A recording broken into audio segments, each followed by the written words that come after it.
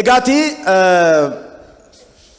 ifa dukkana garashii kutaa lammaffaa itti fufnaa utuu kutaa lammaffaatti muufin tura daqiiqaa lamaan sadan tokko torbee maal barannee kan jedhu daqiiqaa lamaan sadan tokko si yaadachiiseni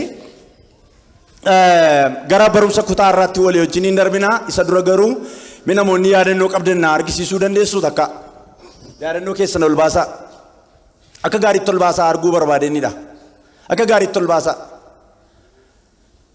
gooftaan baay'ee isinaa eebbisu kitaaba qulqulluu warri qabdan ol baasaa hardi koppii isaa warri qabdan isa gurraacha durii warri qabdan jechuudha adiinis diimaanis hin ta'a rakkoon qabu kalarii nama badaa rakkoo miti ol baasaa nan ilaala kitaaba qulqulluu akka gaariitti ol baasaa akka nargutte jechuudha gooftaan baay'ee isinaa eebbisu namoonni baay'ee qabdu torbee immoo kana caalaa qabattanii dhuftu yeroo hundumaan namuma kitaaba qulqulluu hardi koppii isaaf yaadannoo baatee gara waldaatti deemudha kan namatti tolu dilbata harka duwwaa harka kiisii keessa kennee dhufurraa warri moobaayilii irraa qabdanis baay'ee gaariidha sadarkaa lammaffaa isiniif kenneera namoonni alaabaa kana qabdan mee ol baasaa alaabaa kana namoonni qabdan ol baasaa alaabaa kana warra Afrikaa qabdan maa jechuudha tokko lama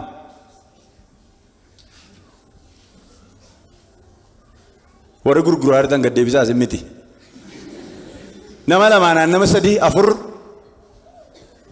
eesh waan hundumaafuu isinillee alaabaan qabdanii garuu alaabaa kanaan waa laman isin eebbisu alaabaa kanaan alaabaan adiin kun warri kana qopheessitan dhugaa dubbachuuf waaqayyo isin eebbisu alaabaa adiin hiika qaba hiika lama qaba hiika salamaatiin isin eebbisa mee harka keessan mirgaa ol kaasaa garuu gaafa baatan bitadhaa dhugaan isin hin jedha boodallee most probably gaafa barumsa kana barsiisee fixu daqiiqaa tokko yooni argadhe nama lamaaf alaabaa kana nan laadhaa geggeessaa afura qulqulluutiin harka keessan ol kaasaa isin eebbisa guyyaa irraatii jalqabee alaabaan kun iddoo aarsaarraa alaabaan halluu adii ifa dukkana garasii jedhu kun waan ol ka'eef dachee keenyarraa waraanni kan dhaabbate haa ta'u alaabaa tol keechuun by the way waraanni xumurameera jechuudha the war is over jechuudha harka keessa mirgaa takka ol kaasaa maqaa gooftaa Yesuus Kiristoosiin dachee keenyarraa waraanni kan dhaabbate haa ta'u amanaa maqaa gooftaa Yesuus Kiristoosiin alaabaa kana ol kaasaa alaabaan ol ka'eera jechuun waraanni raawwatameera gara nagaatti deebinaadha nagaan dachee keenyaaf haa ta'u inni lammaffaan eebba lammaffaan isin eebbisaa namoota afuuraa ta'ee waanan yaaduufan afuuraan geggeeffameen isin eebbisaa maqaa gooftaa Yesuus Kiristoosiin qe'ee isaaniirraa lafa isaaniirraa mana isaaniirraa kan buqqaan alaabaan ol ka'eera adeebi'an maqaa Yesuus Kiristoosiin boojuun ammaa jalqabee qe'ee saba keenyaatti adeebi'u mee akka keessan akka ol kaastanii jirtanitti waraanni raawwateera bojuun deebi'eera jedha kan booji'ame qe'eetti galeera jedha yoo kana hin amantu ta'e galateeffadha ani nan amane kanaafan dubbadhe jedha sagalee waaqayyoo egaati mata dureen ifa dukkana garasii jedhu Isaayaas boqonnaa 9 lakkoofsa 2 irra kan jiru akka mata duree yookiin akka qajeelcha caqasa barumsa kanaatti qabanneetudha mee takkaa dubbiseenii waan torbee baranne daqiiqaa 2-3 gidduutti si yaadachiisa Isaayaas 9:2 sabni dukkana keessa jiraatu ifa guddaa isaa in arga warri gaaddidduu du'aa jala jiraniifis ifni hin ba'a ameen kanarra dhaabannee lubni takiluun baay'ee kan jaallannu baay'eellee kan kabajnu hidhata hojii afuuraa keenyaa kan ta'e kan nu barsiisanii seensa isaa nutti maniiru seensa keessatti maa inni kaayyoon barumsa kanaa waldaan kiristiyaanaa yookiin immoo bal'isnee yoo dubbanne hawaasni nuyi keessa jiraannu dukkana ulfaataa keessa akka jiru walluun gaafachiisu kanaaf dukkana ulfaataa amma keessa jirru kana furmaanni isaa sagalee waaqayyootiin saba waaqayyoo jajjabeessinee abdii boriitti agarsiisnee ifa boriitti agarsiisnee wal qabannee waan gumaachuu qabnu gumaachinee jabaannee gara ifa boriitti ce'uudhaaf barumsi kun barbaachisaadha kan jedhura dhaabbatameetudha kana keessatti egaa walumaa galatti raajii Isaayyaas guutummaa isaa 66 iyyuu seenduubee isaa gadi fageenyaan nutti himaniiru. Kaayyoonni barreeffamee fi akkuma kana qoodiinsa isaa Isaayyaasumti mataan isaa immoo maqaamti isaa maalii kan jedhu tajaajilaa akkamiitti immoo kan jedhu nutti himaniiru. Ittaansanii konseptii mata duree kanaa nutti himaniiru. Yoo yaadanna ta'e ifa jechuun maal jechuudha? Dukkana jechuun maal jechuudha? Ifa dukkana garasii jechuun maal jechuudha kan jedhu nu barsiisaniiru. Egaa dukkana jechuun hiika gabaabaadhaan bakka ifni hin jirre jechuudha. Hiika gabaabaa hiika kuusaa jechootaatiin bakka ifni hin jirre jechuudha. Kitaaba qulqulluudhaan dukkana jechuun immoo bakka Yesuus Kiristoos hin jirre yookiin cubbuun bakka itti mo'e yookiin mootummaan dukkanaa mootummaan seexanaa bakka itti mo'e mootummaan Kiristoos iddoo inni iddoo dhabe jechuu akka ta'e hiikneerra. Sadaffaa irratti immoo kontekstii barumsa kanaatiif akka nu ta'utti dukkana jechuun amma qabatamaadhaan waldaan kiristiyaanaa hawaasni bal'aan gidduu jiru biyyi keenya maalirra jira? Dukkana jala jira. Kana immoo maalirra dhaabanneedha kan ilaalle aadaa Oromoo irra dhaabannee baay'ee nu barsiisaniiru. Akkuma barametti Oromoon bara dukkanaa maaliin akka ibsu? Bara lolaa, bara beelaa, bara hojjetachuu dadhabe, bara hojjetatee immoo nyaachuu dadhabe, bara milkaa'uu fidide, bara dukkanaa maaliin akka ibsu nutti himaniiru. Kanaaf barumsi kun kan inni irratti xiyyeeffatu san amma dhuma irratti dubbadheedha. Ifni maali kan jedhu ifni bakka dukkanni hin jirre jechuudha. Amala ifaaf amala dukkanaa tarii barumsa keenya fuula duraa keetti gadi fageenyaan hin baranna garuu amala ifaaf amala dukkanaa keessatti bishaanniif zayitiin walitti hin dabalamu malee qodaa tokko keessa taa'uu hin danda'a. Dukkanniif ifni lama ta'ee garuu bakka tokkotti argamuu hin danda'u. Seera uumamaati kun. Ifni jiraannaan dukkanni hin bada. Dukkana barbaannaan immoo ifa balleessuudha. Malee attakkaatti dukkanaaf ifni wal duukaa taa'uu hin danda'u. Ifniif dukkanni homaa walitti hin qabu. Intersection hin qabu. Iddoo itti dhaqee intersect godhuu hin qabu. Yookiin ifa yookiin dukkanadha jechuudha. Egaati ifni keenya maali kan jedhu ifni keenya Kiristoos isa waaqarraa dhufeedha. Ameen. Ifni keenya Kiristoos isa waaqarraa dhufeedha. Ifni keenya waaqayyoodha. Ifni keenya dubbii waaqayyooti akka Daawit faarsaa 19 lakkoofsa 500 irratti dubbatutti jechuudha. Kana nuun jedhanii ka'anii gara guyyaa har'aatti barumsa bu'uuraa isaatti yeroo ceenu jireenya dukkanaa har'aa kana maaltu fide? Kana namata dureessaa barreessuun baay'ee barbaachisaadha. Barreessaa dhugaa dubbachuudhaaf namoonni amantanii ifa dukkana garasii kana baradheenaan fixa. Waaqayyo dukkana qe'ee abbaa koorraa hin kaasa. Nama mana jettanii jabaadhaa. Barumsi kun har'a malee ganaa barumsa torbee 4 tafe torbeen 4 yeroo baay'ee bal'aadha. Waaqayyo dukkana mana abbaa keerraa sirraa barumsa keerraa tajaajila keerraa jireenya keerraa mul'ata keerraa fuulduree keerraa guyyoottan barumsi kun barsiifamutti irraa jalaan sirraa godaansisa. Kanaaf amantiidhaan taa akka nama educationii baratutti yookiin akka nama barumsa sekulaarii baratutti hin ilaalina. Waan hafuuraa dubban mul'ataa waan nufe dubban waan hafuurri qulqulluun mul'ata godhee fide dubbanna malee wanta sammuun qopheesse miti. Asirraa kan dubbannu wanta ta'eef akka itti hubadhaa. Yeroo baay'ee dukkana amma keessa jirru kana dukkana amma keessa jiru yeroo jennu yoo bal'istanii ilaaltanii dacheen guutummaan ishee iyyuu amma dukkana keessa jirti. Yoo immoo baay'ee reenjii ishee xinneessitanii ilaaltan immoo nuun ani bisin dukkana keessa jira. Kana wal haaluu hin dandeenyu. Dukkana kana maaltu fide? Mee maaliif dukkanaa'e? Wallaggatti maaliif dukkanaa'e? Oromiyaatti maaliif dukkanaa'e? Biyya keenya impaayera guutummaatti maaliif dukkanaa'e? Mana abbaa kootti maaf dukkanaa'e? Mana abbaa keetti maaf dukkanaa'e? Sitti maaf dukkanaa'e? Hawaasa bal'aatti maaliif dukkanaa'e? Baadiyyaatti maaliif dukkanaa'e? Magaalaatti maaliif dukkanaa'e? Maaliif overoolii dukkanaa'e?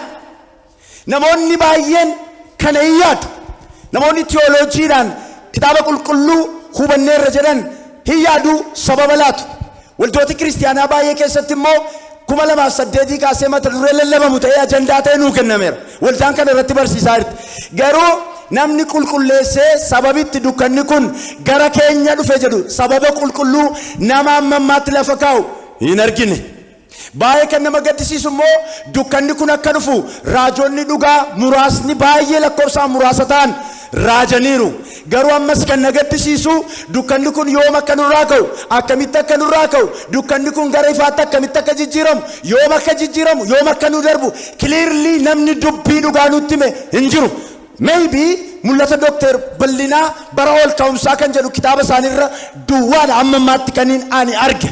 Inni baay'ee waliin nu gashuu danda'a. Dukkana kana gara ifattaa nutti ce'uudhaaf akka jirru nutti argisiisa. Isinitti nima kana booddee barumsa kana barannee garuu dukkanni kun yoom akka nurraa ka'u akkamitti akka nurraa ka'u Waaqayyo qulqulleessee nutti dubbata. Mee warri Waaqayyo hin dubbata jettan harka keessan mirgaa duwwaa na argisiisa. Haalelluuyaa. Waaqayyo hin dubbata. Waaqayyo isa Elsaayiidhaan boryoona kana jedhee karra Samaariyaa duratti punctuality isaa eeggatee hojii hojjeteedha. Arras Waaqayyo isuma san. Garuu ergaan nu bira jiru dubbiin nu bira jiru distortin nu jalaa ta'ee dukkanni kun nurkaa gaggatee waan caccabaa baannee deemne malee Waaqayyo inni aan amma fuula isaa dura dhaabadhee barsiisu kun waan dhugaa ta'e barumsa kana keessa isinitti hin dubbata. Kanaaf egaa namoonni sababa gurguddaa afur ka'u. Barreessaa sababa kana dhuguma sababi gurguddaan arfan kun sababatti dukkanni kun dhufeedha kan jedhu mee sagalee Waaqayyoo irratti hirkannee xiinxallaa sa'aatii nu kennamte keessatti inni jalqabaa namoonni tokko naannoo waldaa kiristaanaatii kan isaan dubbatanii dukkanni kun kan nutti dhufeef cubbuu keenyaaf jedha cubbuudhaaf sababa cubbuu kanaaf Waaqayyo nu adabaa jira jedhanii boldili dubbatu.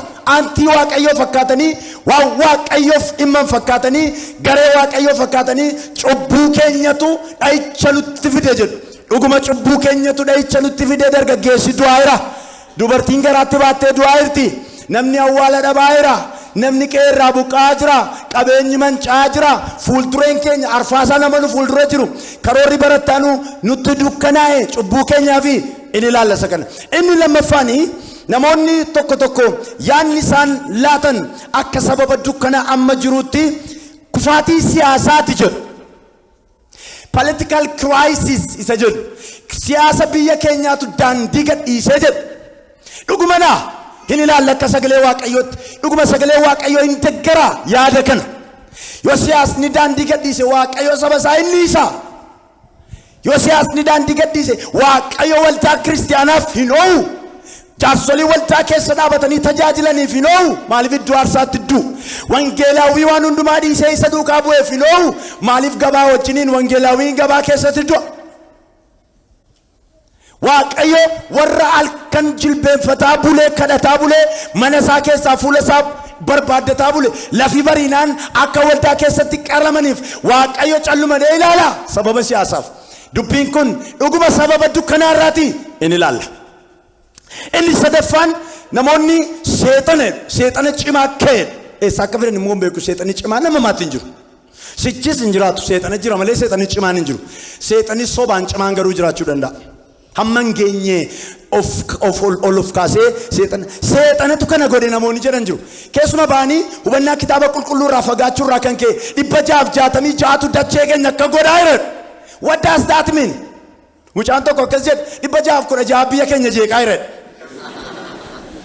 Lakkoofsicha leeqa jeesheen beeku mul'atu waan isirra kan jiru 616 dachee keenya akka godhaa jiran. Warri waldaas nutti gadhiiftanii jedhama.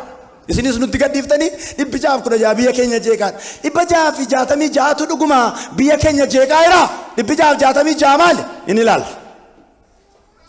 Inni arfaffaaniif inni dhumaa sababi guddaan namoonni kennanii mallattoo bara dhumaati dhumiisi kun waraanni kun walirratti ka'uun kun qabeenyi manca'uun kun mallattoo bara dhumaati. Dhuguma mallattoo bara dhumaati in ilaalla. Mee garas tokkoffaatti deebinee xiinxala keenya akka sagalee Waaqayyootti itti fufna. Cubbuun sabatti dukkaneessuu ni danda'a. Deebiinsa baay'ee gabaabaadha. Eeyyee. Cubbuun sabatti dukkaneessu dukkana fiduu danda'a. Eeyyee sagalee Waaqayyoo keessaa iddoo tokko naa dubbisuun keessaniin oolu kitaaba qulqulluu ofitti butaa warri kennaa riibattanii dubbisuu qabdan. Luqaas boqonnaa 15 lakkoofsa 8 dhaxxanii yoo dubbistanii dubartii tokkotu mana ishee dukkanaa'e meetiin immoo hin badde ibsaa qabsiiste 8 9 10 dhaqaa dubbisaa ibsaa qabsiiste maaliif? Maaliif ibsaan barbaachisa? Maaliif ibsaan barbaachisa? Maaliif? Mana isheetu maali? Dukkana. Manni ishee dukkana. Manni ishee waan dukkanaa'eef waan mana ishee keessa jiru iyyuu wallaatti. Qodaa mana ishee keessa jiru wallaatti. Hin rakkatti. Kanaaf ibsaa ibsite. Gaafa ibsaa ibsitu meetii argite miti. Kosii mana guute argite. Kosii jechuun immoo hiika kitaaba qulqulluutiin cubbuu jechuudha. Mana Waaqayyoo kosaa jechuun as keessatti sooftii tarcee jechuu miti. Yookiin immoo waraqata tarcee jechuu miti. Yookiin awwaara jechuu miti. Mana Waaqayyoo kosaa jechuun cubbuun mana Waaqayyoo guute jechuudha. Kosiin mana guute. Kosii kana hartee meetii ishee argatte. Achirraa kan hubannu mana dubartii kana waldaa kiristaanaati fakkeenyi dubartii kana. Mana dubartii kana kan dukkaneesse kosii. Kosii dukkaneesse. Kanaaf cubbuun saba dukkaneessuu danda'a. Waldaa dukkaneessuu danda'a. Biyya dukkaneessuu danda'a. Kana qofa miti. Wangeela Yohaannis boqonnaa 3 lakkoofsa 19 haga 21tti yoo dubbistan. Wangeela Yohaannis boqonnaa 3 19 hamma 21tti yoo dubbistanii akkas jedha. Ifichi waaqarraa dhufeera. Namoonni hojii isaanii hamaa waan ta'eef ificha hin barbaanne ificha baqatan jedhu. Maal jechuudha? Ifa kana hin fudhanne, ifa waaqarraa dhufe hin fudhanne. Maaliif? Jireenyi isaanii hamaa waan ta'eef, jireenya hamaa keessa waan jiraniif, ofii isaaniitii cubbuu keessa waan jiraniif, dukkana keessa waan jiraniif, ifa kana ofirraa ari'aniidha. Warri ificha barbaadan garuu hojii gaarii warra hojjetan garuu gara ifichaa dhufuudha. Cubbuun dukkaneessuu akka danda'u asirratti barachuu dandeenya. Yeroo cubbuun baay'atu dukkanatu dhufa. Yeroo cubbuun baay'atu dukkanatu dhufa. Yeroo dukkanni dhufu sikkeensiidhaan hin dubbachaara. Yeroo cubbuun baay'atu maaltu dhufa? Dukkanatu dhufa. Yeroo dukkanni dhufu ifni iddoo gadhiisa. Yeroo cubbuun baay'atu dukkanatu dhufa. Yeroo dukkanni dhufu ifni iddoo gadhiisa. Mul'ata Yohaannis boqonnaa 2 lakkoofsa 5 yoo dubbistan kufteetta cubbuu keessa jirta maalirraa akka kuftee ilaali. Yaada garaa kee geeddaradhu. Yoo yaada garaa kee geeddarattu ta'ee baattuu ibsaa keetti dhufeen iddoodha buta. Isin haawushu. Isin haawushu. Baattuu ibsaa keetiin iddoodha buta jechuun already yookiin cubbuu kee dukkana kee filadhu yookiin ifa filadhu. Yoo dukkanicha filatte ani baattuu ibsaa kootii iddoodhaan fuudha itti bu'u dukkana kee jechuudha. Yeroo cubbuun baay'atu dukkanatu dhufa. Yeroo dukkanni dhufu ifatu bakka gadhiisa. Luqaas boqonnaa 23 lakkoofsa 44 irratti yoo dubbistanii Yesuus Kiristoos sa'aatii 6 irratti gaafa inni du'u haga sa'aatii 9tti biyya lafaa guutummaa irratti maaltu ta'e? Maaltu ta'e? Dukkanatu ta'e. Maaliif? Ifi biyya lafaa eessa jira? Fannoo irra jira. Waaqarra miti. Ifi biyya lafaa eessa jira? Fannoo irra jira. Harkuma isaaniitiinitu ifa biyya lafaa fuudhanii fannisanii dachee dukkaneessan. Gaafa ifi biyya lafaa fuudhamu dacheen hin dukkana. Kanaaf yeroo cubbuun baay'atu dukkana dhufa. Yeroo dukkanni dhufu ifatu iddoo gadhiisa. Yeroo ifni iddoo gadhiisu balaa hamaa tokkotu ta'a. Waaqayyotu callumaa'edha. Ishee kana barreessaa. Waan an jedhaa kun arfan ishee barraa'u ture jira. Yeroo cubbuun baay'atu dukkanatu dhufa. Yeroo dukkanni dhufu ifatu iddoo gadhiisa. Booda irra deebitanii jechuun keessan oolu yaadatti qabadhaa waan dubbadhu. Yeroo ifni iddoo gadhiisu Waaqayyo callumaa'edha. Waa afur. Yeroo cubbuun baay'atu maaltu dhufa? Dukkana. Yeroo dukkanni dhufu maaltu ta'a? Ifatu iddoo gadhiisa. Yeroo ifi iddoo gadhiisu maaltu ta'a? Waaqayyotu callumaa'edha. Shanaffaa yeroo Waaqayyo callumaa'edhu dubbata. Ariifatanii seexanan jedhina adarraa. Seexan nama maattachi as bahee dubbateen beeku ofiin. Dubbata. Dubbata. Dubbata. Dubbata. Nama dubbata. Kwame kwa gaaffii tokkoon isin gaafadhaa isinitti cimee. Isinii galaan jiru meekaappii kottaa kamisa waaree booddee. Meena duukaa jedhaa. Yeroo cubbuun baay'atu. Dukkanatu dhufa. Yeroo dukkanni dhufu ifatu iddoo gadhiisa. Yeroo ifni iddoo gadhiisu Waaqayyotu. Yeroo Waaqayyo callumaa'edhu namatu dubbata. Maaliif Waaqayyo dukkana keessa hin dubbatu? Yohaannis boqonnaa 9 lakkoofsa 4 irratti yoo dubbistan gooftaan akkas jedha. Ani hojii abbaa kootii ifa guyyaa keessa hojjechuu naata. Ifa guyyaa keessa hojjedha. Dukkana keessa Waaqayyo hin dubbatu. Yeroo Waaqayyo callisu immoo namni ta'e wayii dubbachuun irra jira. Jaateef namni ta'e wayii dubbachuu irra jira. yaadatu kakumoofaaf kakuwaaraa gidduu bara dukkanaa bareedamu san daarkeechi bareedamu san barrisummaa inni waaqayyo tootaalii dubbachuu dhaabe. Waaqayyo tootaalii dubbachuu waan dhaabeef namoonni waamatti dhagaame dubbatan kitaaba baay'ee barreessan kitaaba ammaatti addunyaa rakkisaa jiru amantaaf amantaallee kan walitti buusaa jiru bara dukkanaa kitaaba barraa'e kitaabi qulqulluun guutummaan isaa immoo barreessaan Ximootiyoosiif yeroo barreessu geggeessaa afura waaqayyoon barreeffame bara waaqayyo callume jedhee namatu dubbata bara namni dubbatu balaadha. Mee isa kana walii wajjiniin ilaalla. Bara namni dubbatu yookiin bara waaqayyo callisu tokko namoota sadiitu hawaasa gara barbaadetti oofa. Waan an dubbataa jiru kan akka gaariitti naa dhagaa. Yeroo waaqayyo callisu namoota gosa sadiitu hawaasa gara barbaadetti oofa. Tokko warra qabeenya qaban, lama warra meeshaa waraanaa qaban, sadi warra miidiyaa qaban. Barakkasi bara waaqayyo callume bara miidiyaa waaqayyo hawaasa keessa hin jirre namni qabeenya qabu nama gara barbaadetti geggeessuu danda'a.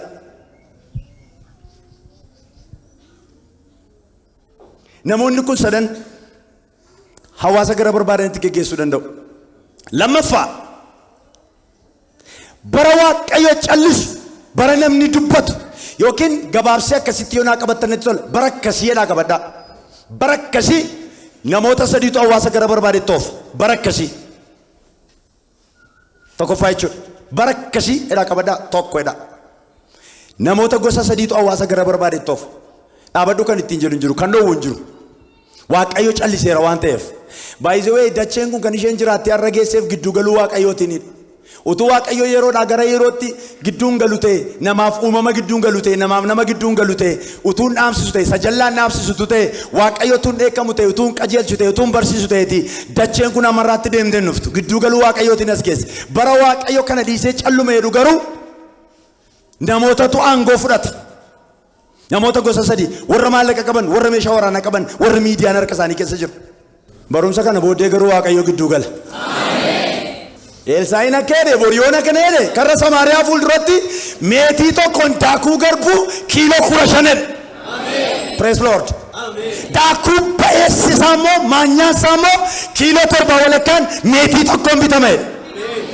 Hin amantaa namni amantii harka waaqayyoo gidduu gala. No more waaqayyo calluma hin jedhu waaqayyo gidduu gala.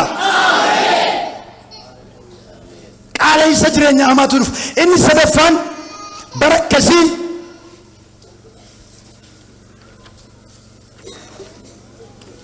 namoonni hedduun hirkataa ta'u. Hirkataa maaliif namoota muraasa duwwaa bira qabeenyi gala. Bara kana namoonni sooroman dachaa sooromaa jiru. Namoonni yooman immoo danuu yoomaa jiru. Ekstiriimii lama deemaa jiru. Akka itti rakkachaa jiru. Hirkataa ta'a namni abbaa qabeenyaatti rarraa namni har'a waldaan kiristiyaanaa abbaa qabeenyaatti rarraa jirti. Kiristoosiin dhiiste. Namoonni nuun abbootii mul'ataa ta'anii nama amma kana walitti qaburraa siin jedhu. Nama amma kana walitti qabdeeti duukaa rakkachurraa barattoota dhufanii ofuma awwaara sitti kaasanii borga nama laabbii isaanii hin beekamne walitti dachaaftee gidduu taa'urraa abbaa qabeenyaa diddam yoo walitti qabdee kurnoo birrii 10,000 yoo sii kenne 200 ji'atti walitti qabdaa utuu waggaa tokkoon gahin makiinaa bitatta siin jedhu. Tajaajila akkas waliin jedha. Waldaan kiristiyaanaas abbaan mul'ataas abbaa qabeenyaa irratti rarraa'a. Yaa waldaa kiristiyaanaa maqaa gooftaa Yesuus Kiristoosiin irraa jalqabee gatiitti abbaa qabeenyaa irraa si buuseera. Ameen. Mi'amiin jedhame? Ameen. Gurbaa obboleettii obboleesso warri na hangaftan warri na booddee warri ijoollee qotaatan hundi keessan irraa jalqabee gatiitti abbaa qabeenyaa irraa si buuseera. Ameen. Ani matumaa sin dadhabu hin jedhu ibiroota keessa. Hin jedhu? Ani matumaa sin dadhabu hin jedhu? Ministeera Kabirgaa ol kaasaati waaqayyo matumaa nan dadhabu jedha. Waaqayyo matumaa nan dadhabu. Gatiitti abbaa qabeenyaatti ni xaddu jedha. Gatiitti abbaa qabeenyaatti ni xaddu. Ofuma kootii jedha. Ofuma kootii. Abbaa qabeenyaan ta'a jedha. Abbaa qabeenyaan ta'a. Mul'ata baattee abbaa qabeenyaatti rarraatu. Ameen. Gatiitti abbaa qabeenyaatu laaltanii suufiin isaanii asiin xuraa'aadha. asinis xuraadha. Maaliif itti rarra'u yaabanii gatiitti isaatti waan ta'eef waldaan isitti rarraati, safaraatti rarra'u, biyyaatti rarra'u, firritti rarra'a. Amma mokkatti namni itti walitti rarra'aa jiru namni xinnoo tokko lubbuu qabdu qomoo sana keessa jiraannan ammi jirutti rarra'a. Mi'a makiinaatti feetee, firaashii makiinaatti feetee, kolkollee makiinaatti feetee, ijoollee 5-6 guuree dhufeetu walitti rarra'a. Maaliif hin gameef hin rakkate maala godhu? Iddoon gaaddidduu namaaf ta'u iddoo muraasa duwwaa ta'e. Ani sila amantiidhaan alaabaa kana ol kaaseera hunduu gara qe'eetti. Aborka keessa mirgaa ol kaasaa. Ani uummata rakkina keessa taa'ee tajaajilannoo arguuma malee wanta bidda godhee naguun jiru. Dhugaan dhugaadhaa rakkina keessarraa hiyyummaa keessarraa situ asii Taayilaandii kee miiccatee nu goyoomsa malee maatiin mandararra deemanii biddeen kadhatanii nyaataa jiru gurbaa. Sittaa dhaga'amu kun jaarsi ulfaataa waggaa 60 biddeen kadhatee nyaachuu qabaa barcuma irratti kadhatanii nyaachisu malee. What is it? Utuu waaqeffannu, utuu waldaa ijaarru, utuu soomnu, utuu kurnoo kenninu, wangeela waggaa 100 meeqaaf dhageenye kaasaa keessa mirgaachoon. Hiyyummaa keessa teessee maaloo ifatta. Maqaa Yesuus Kiristoos inaan alaabaa ol kaaseera hunduu gara qe'eetti. Qotiyyoon gara qonnaatti. Harreen gara baatti. Meeshaan waraanaa gara dunkaanaatti. Qonnaan bulaan gara qonnaatti. Gara laga caffeetti. Sabaa harka ol kaasaa. Harka ol kaasaa. Ana alaabaa ol kaaseera. Waaqayyo gooftaan immoo waaqarraa harka ol kaasa. Gara waaqayyo waan inni naamne sitti fakkaatamin isin. Haala sabbata hidhattee beela ishee himachuu sodaattee achi galagaltee mimmaan xururfattee na xalaana na xaattee fayyaa fakkaattu. Hin agarre iji waaqayyo sitti fakkaatamin. Harki waaqayyo ol ka'eera. Harki namootaa gad deebi'a. Harka abbootii qabeenyaa warra saamanii gad deebi'a. Harki warra gabaatootanii gad deebi'a. Afurri qulqulluun hin hojjeta. Afurri qulqulluun hin hojjeta moo hin hojjetu?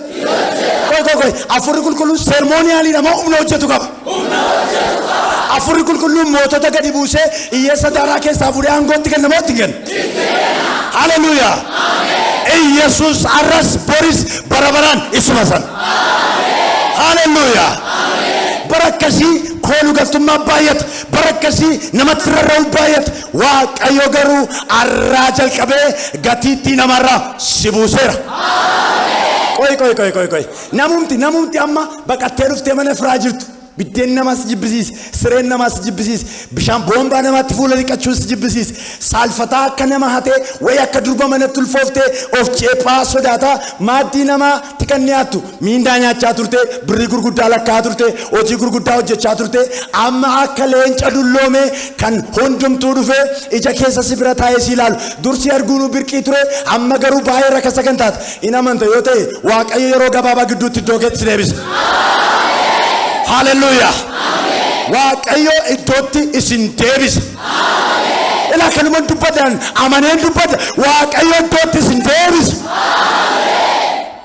Qoma diimnee teenya nuun immoo si.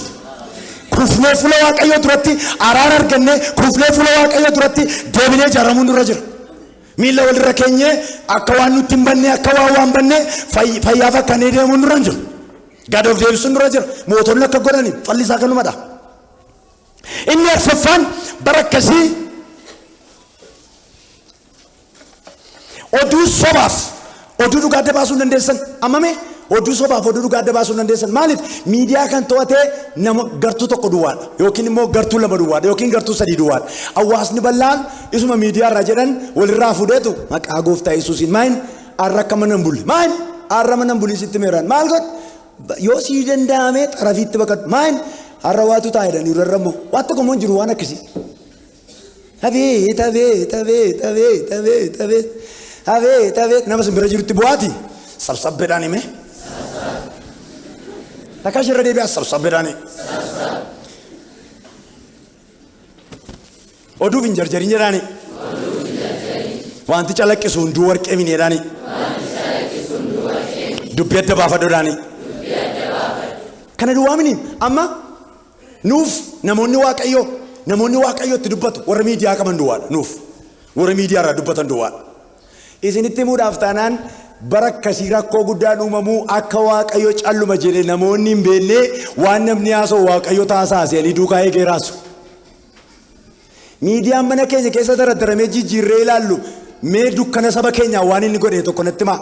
Warra nyaata geessanii baay'ee dinqisiifadha. Minimum nyaata nyaachisan jiru saba beelee. Baay'een liqqisiifadha. Kana irratti kan hojjetan jiru. Kanaan achi miidiyaa takka jijjiirru maal ijoollee maqaan raajotaa maqaan ergamootaa biyya keenya keessa lakkoofsan qabu. Raajonnoo lakkoofsan qabanii meejira poostaliinoo lakkoofsan qabu. Profeetiinoo lakkoofsan qabu. Paasteriinoo lakkoofsan qabu. Biyya kana keessa amma maqaan waldaayuu lakkoofsan qabu. Maqaa waldaa tokko immoo neen gadda baay'ina dibeen sobatee hin beeku gurbaan tokko hin qalladatee hin beeku akkanaan jedhe dhiyoo kana seetana jalaa yaani international church jedhe.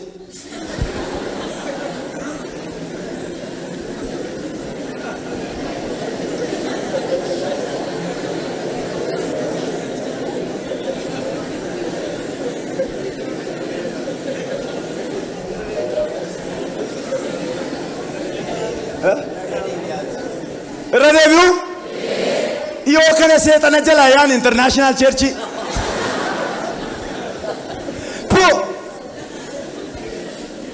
International church keenya hin barbaan saba keenyaaf dukkana keenyaaf furmaata nama qabu barbaan.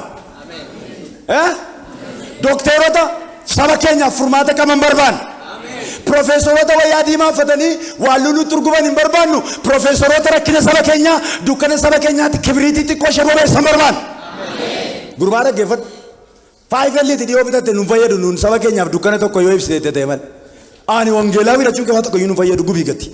Ani abbaa mul'ataa jechuun keenya nu fayyadu gubii gatti. Nuun kan barbaannu bara kana nama furmaata qabu barbaan. Nama ilaame nama mudhii isaa hidhatee dukkana kana dura dhaabatee falmu barbaan. Nama dukkana kana dura dhaabatee haasaa kaffalu barbaan. Waaqayyo garuu gidduu gala. Dhugaan isiin jira Waaqayyo gidduu gala. Waaqayyo dukkana kee akka dhuunfaatti jiru Yuusiif ibsa. Nama ntaare mee nama ntaate harka keenya argisiis. Nama na edime. Waaqayyo dukkana koo ibsa jedhame. Barakkasi inni shanaffaan kufaatii siyaasaatu dhufa ga'a. Amma silamaa inni irraa biyyi keenya kufaatii siyaasaatiifitu kana keessa galtee laakki. Kufaatiin siyaasaa sababa dukkanaati malee bu'aa dukkanaati malee sababa dukkanaa miti. Understand nagoonu kan. Waan inni haasaa jiru immoo sababadha. Kufaatii siyaasaa jechuun maal jechuudha? Abboota firdii keessatti dhaaxanii yoo ilaaltan abboonni firdii boqonnaa 21 qaba. Boqonnaa tokko irratti Iyyaasuu ture. Kufaatii siyaasaan ture.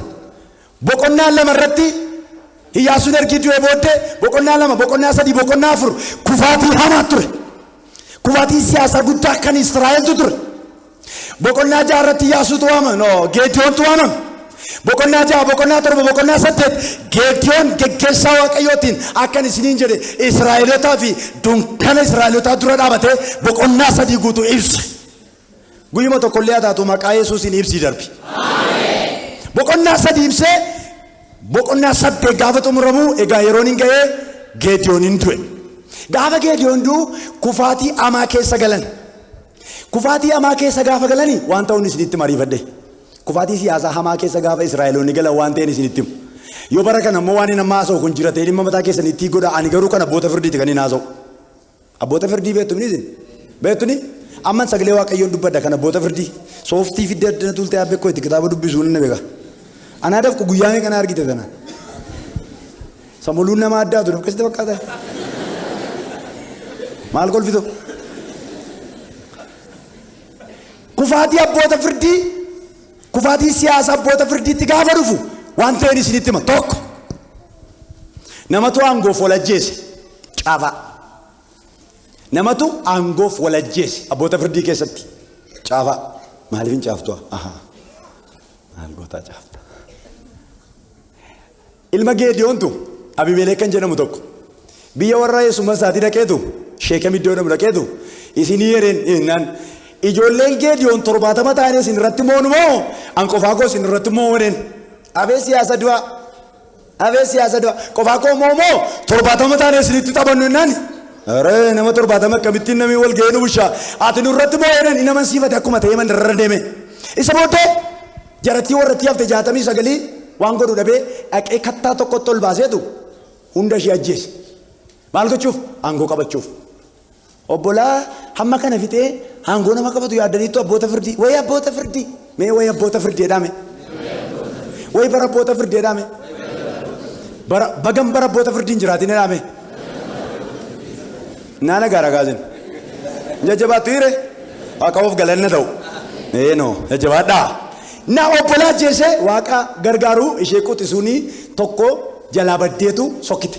Waaqa too shireetta obbolaa muxut godheetu dhufee amansiifatee fagootti faaggaa afuufee anatu mootii dha'e. Hottu nyaattaa jedha waaqayyo moo waaqa irra taa'e.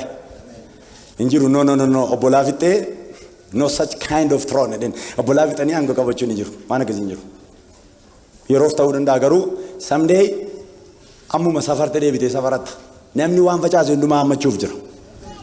Lammaffaa bara kufaatii siyaasaa abboota firdii bajanni mootummaadhaa madda xuraa'aa keessaa fuudhama ture. Galma waaqa tolfamaa keessaa fuudhama ture. Galma waaqa tolfamaa keessaa dhaqaniitu birrii 70 arganiidha. Dhaxanii dubbisuu dandeessu. Yoo barbaaddanii obbolaa wal ajjeesanii abboota firdii boqonnaa 9 lakkoofsa 5 amma 6 abboota firdii boqonnaa 21 qaba kee fiidanii argachuu dandeessu deemna. Badaa maleeti. Abboota firdii boqonnaa 9 lakkoofsa 5 jaadattanii yoo dubbistanii obbolaa wal ajjeesan argitu. Madda xuraa'aa keessaa bajanni dhufe. Sagale fur abboota firdii keessa irraa waan ta'eef kana booddee abboota firdii jedhu boqonnaaf lakkoofsa duwwaan himaa akkuma tamee sila. Anis chaalenjiin isin godha. Galma xuraa'aa keessaa dhaqanii bajataa dhaabidan. Mee harka keessa mirgaa takkaa ol kaastu takkaa ishee duwwaa amantii maan ol kaastu maqaa Yesuusiin jedhame. Bajanni madda xuraa'aa jedhame. Arraa jalqabee jedhame. Agoogu jedhame. Ani matumaa sin dadhabu jedhee caafamee jira jedhaa. Biyya keenya matumaa waaqayyoon dadhabu jedhame. Ameen. Matumaa boqqolloon keenya nun dadhabu. Ameen jettanii. Matumaa bisingaan keenya nun dadhabu. Dhugaan isiniin jedha matumaa bunni keenya nun dadhabu. Matumaa qoccoon boobilee nun dadhabu. Maaf kolfitaa. Dhugaan isiniin jedha waaqayyo uummata Oromoon dadhabu. Kadhaa ganda dhaquun nun barbaachisu ani amantiidhaan hin dubbadha waaqayyo uummata Oromoon dadhabu. Madda xuraa'aa immoo galgala kana dubbii sagalee waaqayyo baadhee dubbadheera agoogu. Inni taanaa yeroo kufaatii siyaasa abboota firdii namoota gatii hin qabnee fi namoota borna dhibaa hin beeknetu siyaasatti ijaarama. Bara kufaatii siyaasa abboota firdiidha. Namoota gatii hin qabnee fi borna dhibaa hin beekne. Maaloo mi jedhame dubbii kana? Mi jedhame akka qabachuuf isinii ta'utti. Namoota gatii hin qabnee fi borna dhibaa hin beekne. Irra deebi'aa jedhame.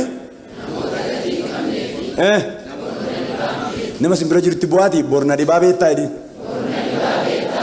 Waan irra hojjettu jedhaani. Herreega boriitiin tilmaamii hojjedhu jedhaani. Bara abboota firdii namoonni inni tokko addanaa waan jalinaa hojjetee birrii jalinaa argatee du'a inni hiriira qabatee jiru hin baqatu innis du'a eeggata burqaa jalinaa kaa qabataa. Arfaffaa bara siyaasa kufaatii abboota firdii waltajjii siyaasaa irraa namoonni waan nama baasu qaban baqatanii warri waan nama miidhu qaban itti baqatan. Irra hin deebi'u. Dandeettii dhaggeeffachuu keessanii guddifadhaa yoo barbaadan. Namoonni waan fayyadu qaban waltajjii siyaasaa baqatanii namoonni waan miidhu qaban waltajjii siyaasaatti baqatan. Daqiiqaa tokko isinii kenna harka caaftaniif.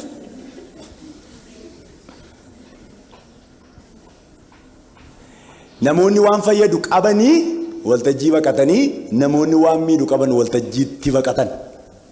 Ilaa akka ta'e suuta deemanii isinitti hima. Ilaa akka ta'e mootiitu barbaadamee naani. Yootaami kan jedhamtu obboleessi Abimeelek ishee xinnoon kun nattee akkasetti. Waan fakkeenya tokkoon isinitti maa jetteen bar tokkotu mukoonni walitti qabamaniitu mootiinuu Moosiis jedhanii jennaanii mukoonni walitti qabamanii jaarsummaa naanneessa dhaqoo muka arbuu bira dhaqanii yaa arbu kottu nurratti mootii ta'e jedhanii gaafatan. Arbuun ani nufu jedhe maalinnaan ilaallatoonaan jedhe maalinnaan ani ga'een koo ija arbuu qopheessee namoota nyaachisuudha malee biyya bushuu miti yoo mannaan ani bara rakkisaa kana nama bushuudha ka maaloo jedhe. Ennaani badeedanii waynii bira dhaqan.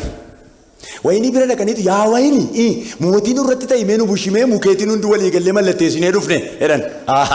Qalliin akkasiin jiru waltajjii keessan hin barbaadu. Maal jennaan ani daadhii wayinii mootonni dhuganiin oomisha moo ani irra deemeen bulcha ani gaheen koo daadhii wayinii oomishuudha. Ani mootii ta'uu hin danda'u badati jedhaniitu.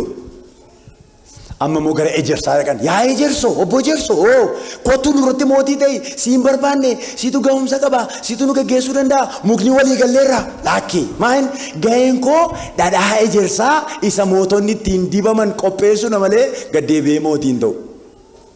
Dhageessituu ani jedhu gaddeebi'ee maaliin godha malee mootiin diba malee.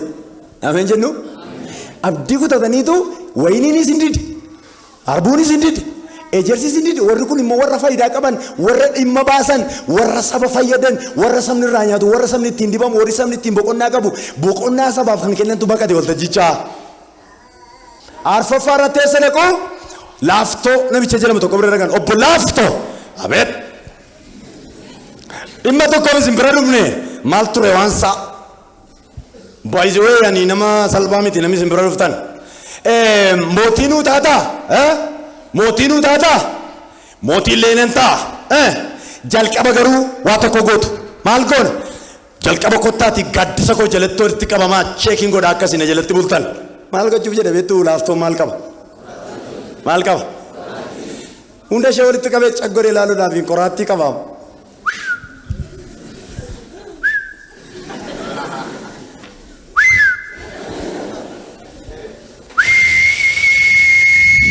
Gochuufidha.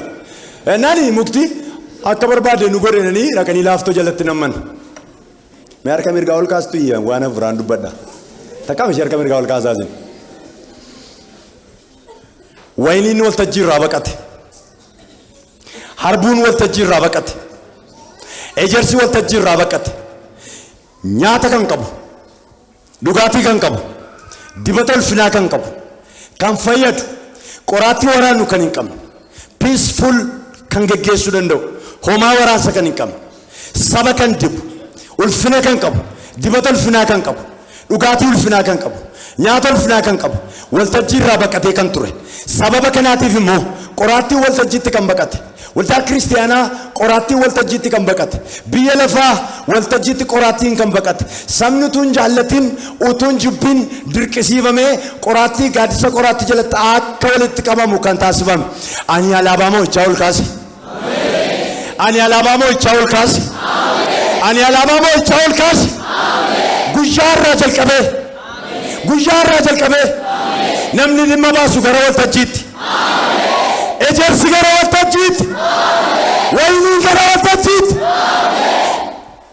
harbuun gara waltajjiitti gaddidduun qoraattii billaa waaqarraa gadhiifameen kan murame haa ta'u maqaa gooftaa maqaa Yesuus Kiristoosiin kan dhimma baasu gara waltajjiitti